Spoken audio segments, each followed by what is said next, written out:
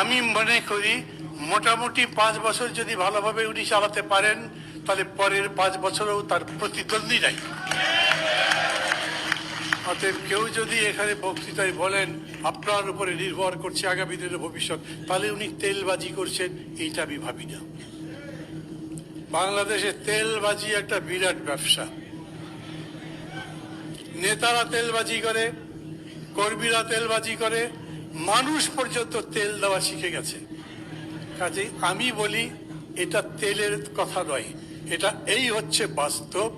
ধরেন তারেক রহমানকে আমি অত বড় জ্ঞানী মানুষ মনে করি না, তাতেও কিছু আসে যায় না, কারণ জ্ঞানের জন্য তো আপনারা আছেন, জ্ঞানের জন্য এই মঞ্চে যত লোক আছে তারা বসে আছেন।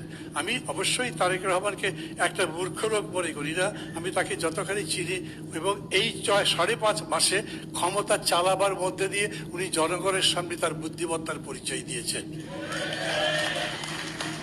নতুন রাজনীতির একটা স্টাইল তৈরি করেছেন। এই বাংলাদেশে আগে blame game was a game. Blame গেমতে বুঝছেন, আরে ও আরামদাদা শুয়ে বাচ্চা তো জ্বালা জাকার হাল বদল, যত গাল দিতে পারেন ততই খালি হাততালি পড়ে। তারেক রহমান গাল দিচ্ছেন না, অবশ্য এটা ওনার নতুন নয়, ওনার মাও গাল দিতেন না, তার পিতাও গাল দিতেন না। অন্যকে গালাগালি ডাক করে গালাগালি না করে রাজনীতি করে তারা যে জনপ্রিয়তা অর্জন করেছেন, ওটা একটা ইতিহাস।